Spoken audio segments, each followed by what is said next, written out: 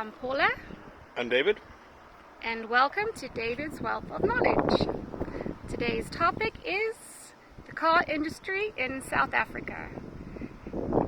Okay, so in the car industry in South Africa, one of the best, I guess, in the world for a long time,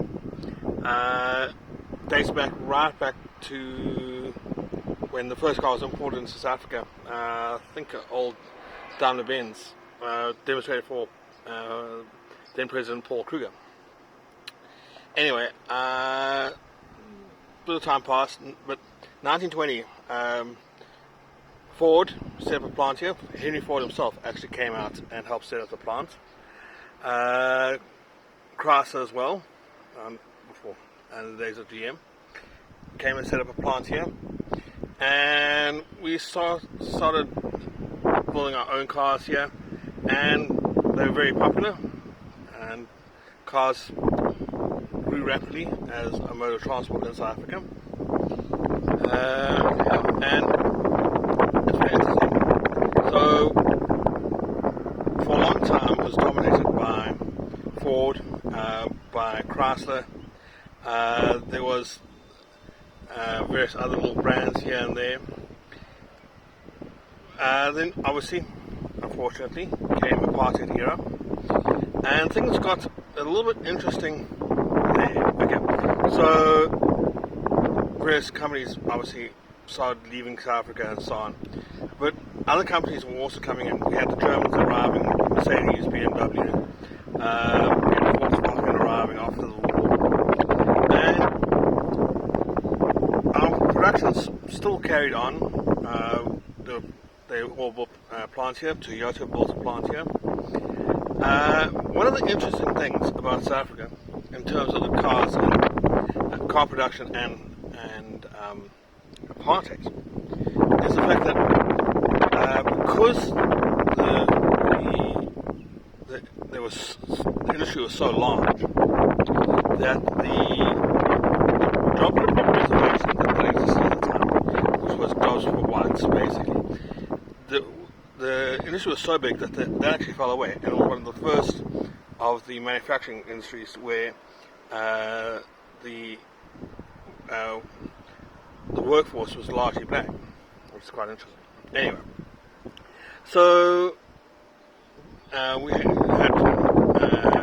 our cars developing, our local production, our local part production ramped up, and in the end, we got up to like the 1970s.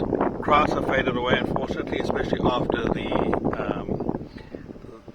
oil crisis. We had VW getting quite big in this country. For a time, the Golf was the most popular car in this country. We had a whole bunch of other brands. BMW, Mercedes, like I said, were quite big. They had production plants here. Toyota grew up rapidly when they arrived. So it takes us up to about the 1980s, and then at the end of the 80s, the end of apartheid, saw changes in the motor industry. Okay, development of various alliances and so on, but one of the big things was the introduction of more overseas cars. We had, for example, Hyundai coming with their knockdown kits initially, and so they started bring in full cars. Hyundai became very big. Kia as well. A couple of other brands tried to make their way. And we saw the motor industry diversify, the types of cars.